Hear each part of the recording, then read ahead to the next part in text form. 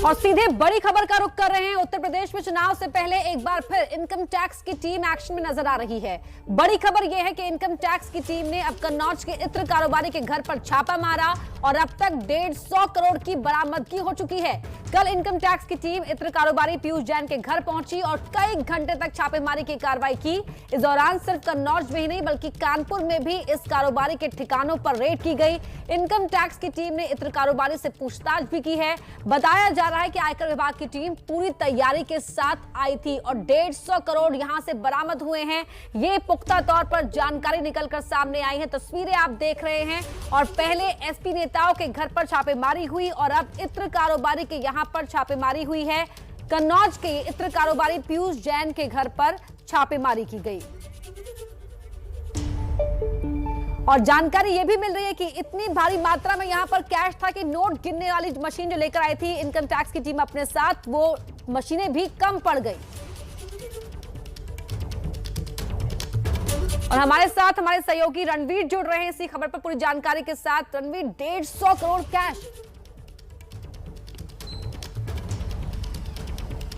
देखिए, अभी जो जानकारी मिल रही है 150 करोड़ के आसपास बरामदगी हुई है और कन्नौज में जो छापा हुआ था उस छापेमारी में जो इनकम टैक्स डिपार्टमेंट की तरफ से सीजीएसटी एक्ट 2017 के सेक्शन 67 के तहत जो प्रमाइसिस है उसको सील किया गया है और ये कहा गया है कि उस प्रमाइसिस के अंदर डॉक्यूमेंट्स हो सकते हैं और ऐसे ज़रूरी कागजात हो सकते हैं जिसको भविष्य में देखना हो सकता है। इस वजह से वो जो बिल्डिंग है जहाँ पे रेड हुई थी उसको सील किया गया है। इसके अलावा कानपुर में भी रेड हुई है और अलग अलग जगहों पर ये रेड जो हुई है उसमें कई सारे दस्तावेज, कंप्यूटर्स, लैपटॉप वगैरह मिले हैं और उसकी छानबीन हो रही है, पड़ताल हो रही है कि ये जो इत्र व्यापारी हैं, इन इत्र व्यापारियों का किस किस तरह का ट्रांजैक्शन होता था, किन से होता था और इनके कनेक्शंस क्या थे। तो ओवरऑल इनका जो फाइनेंशियल ट्रांजैक्शन है उस ट्रांजैक्शन को लेकर के पड़ताल चल रही है इनकम टैक्स डिपार्टमेंट की और लगातार ये जो रेड थी वो कल सुबह शुरू हुई थी और अभी फिलहाल खत्म हुई है, लेकिन नोटिस के साथ खत्म हुई है। जी, तो पूरी परत खोलने की कोशिश तो आईटी की टीम करेगी ही करेगी रणवीर, लेकिन बड़ा सवाल ये भी उठता है कि इतनी भारी मात्रा में कैश रखा होता है, 150 करोड़ कैश, और यूपी में चुनावी माहौल है, क्या इसके बीच में कोई कनेक्शन नजर आ रहा है?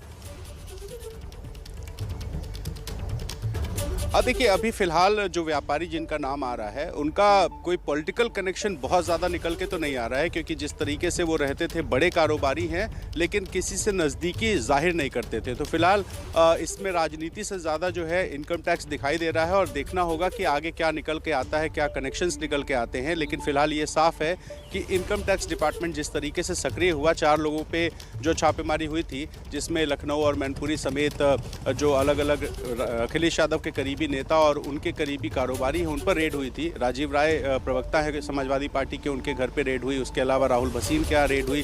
तो ये सारे जो कनेक्शंस थे ये पॉलिटिकल हैं और अब ऐसे में कन्नौज जो कि समाजवादी पार्टी का गढ़ है और वहाँ के एक बड़े इत्र कारोबारी के यहाँ रेड होना, इसके पीछे क्या राजनीतिक मायने हैं ये तो भविष्य में पता चलेगा। लेकिन फिलहाल ये साफ है कि इनकम टैक्स डिपार्टमेंट चुनाव से पहले सक्रिय हुआ है और कई ऐसे बड़े लोगों पर जो छापेमारी हुई है उसको लेकर के बहुत ज़्यादा चर्चा है, बहुत हड़कंप है और राजनीति में आरोप और प्रत्यारोप का एक बड़ा कारण भी है इनकम टैक्स। जी रणवीर, बहुत बहुत शुक्रिया आपका। नजर बनाए रखिए, आगे भी आपसे अपडेट लेते रहेंगे। तो बड़ी खबर आपको हम बता रहे हैं कि कानपुर में किस तरीके से कन्नौज में इत्र कारोबारी के यहां छापेमारी हुई और कानपुर के ठिकानों पर भी छापेमारी हुई है और 150 करोड़ के आसपास कैश की बरामदगी हुई है, ये जानकारी मिल रही है।